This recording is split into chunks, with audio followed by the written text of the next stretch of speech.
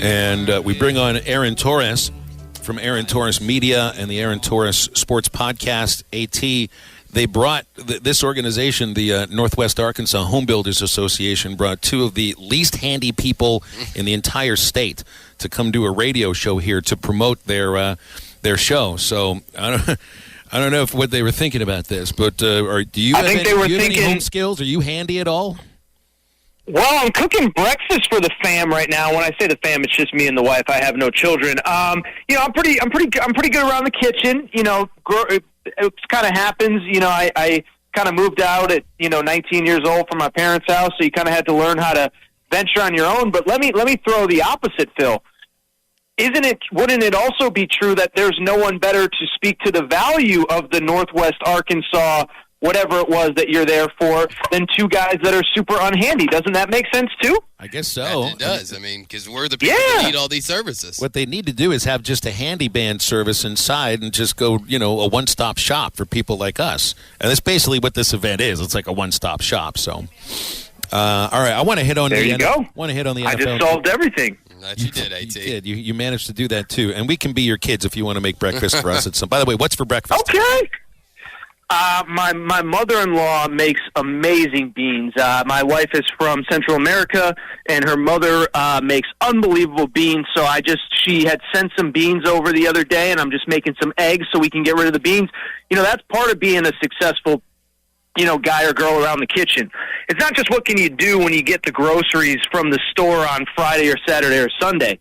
It's what can you do when you got a bunch of stuff left over in the fridge and you got to make a meal out of it. That's where you separate the boys from the men, the girls from the women. That's where you earn your druthers in the kitchen. And so I just threw together a nice little breakfast. It's still a little early here. But that's what we're eating over here at the Torres house, or what I will be eating once I get off with the boys, Phil and Matt. So sounds good. All right, so I saw you. Phil and Drew. I think I said Phil and Matt. I know you. It's okay. You are of the opinion that the winners of yesterday's first round were the New York Jets selecting Garrett Wilson and the Detroit Lions selecting Jameson Williams. And of course, they had other picks too. Jermaine Johnson for the Jets goes late.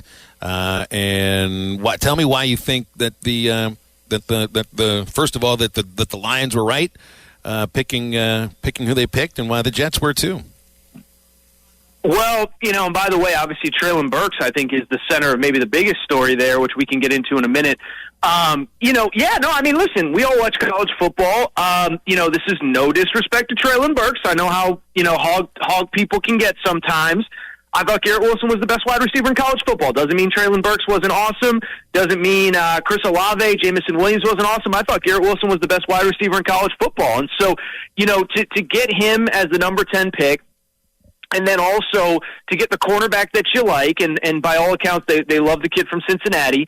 And then the Jermaine Johnson kid who, people were talking about as a top 10 pick who falls to 26, and the Jets trade up and get him. You just need good players. And I've been doing this long enough to know that I'm not going to get all of these guys right and all the ones that are going to hit and who's going to be a bust. Like, if they were all going to be great, there wouldn't be all these busts every year in and year out, and nobody gets past 100, even NFL GMs. And then with the Lions, a couple things stand out. One, you got the projected number 1 overall pick, not at the number 1 spot. Good win there. Aiden Hutchinson, obviously, we know what he did at Michigan. But also Jameson Williams, I love that kid, man. And what I love about him is there's no doubt that the dude just loves football. I mean, if you guys remember, he got kicked out of the Auburn game for targeting, but he was playing special teams. He was on the coverage team. He was on the punt coverage team. He's going down trying to make a play, and he gets hit for targeting. And I'm not condoning targeting, but I'm saying, you have a star wide receiver first-round pick playing punt coverage. That means that you love football, or at least that's what it means to me. And so, Dan Campbell, I think obviously, he's made a lot of headlines with the biting kneecaps and all that stuff, but, he's trying to change a culture and get guys in there that really love football. I think from Aiden Hutchinson and Jameson Williams, that is absolutely the vibe I get, that those dudes love this sport of football. And so I'm excited. I still think both those teams, I don't know if they have their answer at quarterback. Obviously, we know the Lions don't. I'm not sold on Zach Wilson, turning it around after 1 year. But all you can do is get really talented players in the building, and I think they went ahead and did that, both of those teams last night. Well, AT, let's go ahead and get into the Treylon Burks situation. And I'd say one of the two biggest trades of the night last night with trading A.J. Brown to the Eagles. He signed the $100 million contract, which, I mean, rightfully so, he deserves. But the Titans basically trade A.J. Brown for an A.J. Brown type player. How do you think the whole situation, what's your opinion on the whole situation went down? And is Treylon Burks going to be an A.J. Brown type of player for Ryan Tannehill and that Titans offense? Yeah, it's really funny. I wish I had thought of it. I wish I had thought of it when I was doing my podcast a little while ago. But, we all have those buddies who, they break up with a girl and then they literally just end up dating the exact same girl, like, same height, same hairstyle, same everything. And it's like, that's exactly what the Tennessee Titans did. What this says to me, really, guys, in the bigger picture is, I think it's an interesting thing that's going on with wide receivers right now is they all want to get their money. And there appear to be plenty of teams that are willing to give it to him. Devontae Adams got a bunch of money from the Raiders. The Chiefs gave up Tyreek Hill, and he went and got a bunch of money from the Dolphins. And, of course, A.J. Brown last night. But there's also teams now that are willing to move off of really good receivers, realizing that they can get really good receivers every year in the draft. And, I went back and looked it up today, and Justin Jefferson was second in receiving yards this year as a second-year player out of LSU. Jamar Chase was in the top 5 as a rookie. Jalen Waddle from Alabama a couple years ago was set rookie receiving records for the Dolphins. And so, I'm not saying that we're at the point where we got to with running backs where you just don't pay them. You just draft them and you keep them on a rookie contract for 2, 3, 4 years and then get rid of them. But I think we're getting to that point where, there's teams like the Tennessee Titans that say, you know what, we like A.J. Brown. By all accounts, they tried to make an offer that they thought was fair to him, and A.J. Brown disagreed. And the Tennessee Titans just said, you know what, we think we can get some version of you and your production in this NFL draft. And so to answer your last question, Drew, I think he's going to be really good. Now, I'm not really a Ryan Tannehill guy, so I have questions about Treylon Burks, but it's more about the quarterback that's going to be throwing the ball to him than it is him as a receiver. But I just think it's a really interesting thing, and I think this is the new world that we live in where, look, there's always going to be a market. Somebody's going to want to pay Tyreek Hill. Somebody's going to want to pay Devontae Adams. But it seems as though teams are also willing to move off of these guys and just try to find that next guy through the draft as the Titans did with Treylon Burks last night. To the college level, the May 1st deadline is obviously this Sunday. Any big news that you're tracking? Things going to drop before the deadline hits? I mean, just the big story is if you're a mid-major guy who averaged like 15 points a game or more, you're just entering the transfer portal and seeing if you can get that Miami NIL Nigel Pack money. Yeah. And so, I don't know if you guys saw this story last night, but it's crazy, this situation at Miami. And it wasn't hard to see coming. And by the way, this is something that Jimbo Fisher addressed the other day. He was talking about, the rumors that came out about NIL, and he said my biggest problem was, one, it wasn't true, which I actually believe when he describes it, it makes sense why the reports aren't accurate. But he also said, he's like, you know how many phone calls I got from within my locker room from parents like, is this true? How much is this 5-star getting, whatever? And now you have that same situation at Miami where, this idiot booster put out the terms of an NIL deal on Saturday.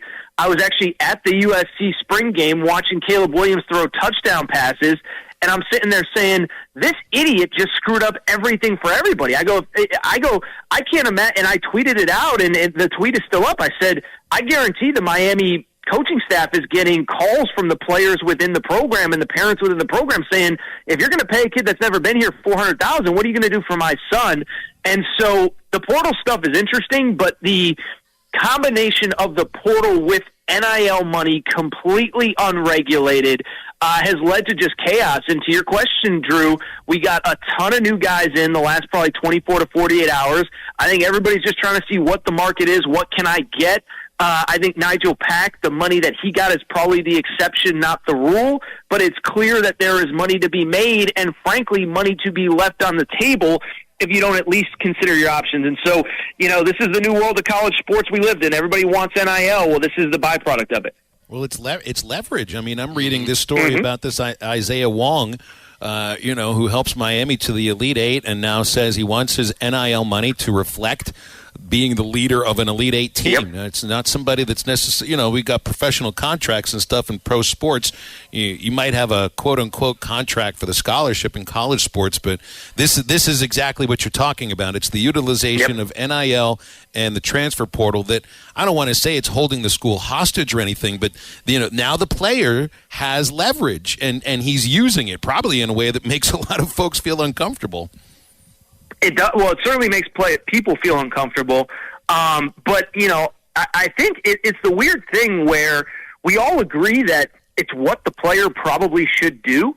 But I think we also agree that this probably isn't the best thing for college sports, and it goes back to what guys like myself, I don't know where you guys have stood. I know, Phil, we've talked about it for years, but nobody was against NIL.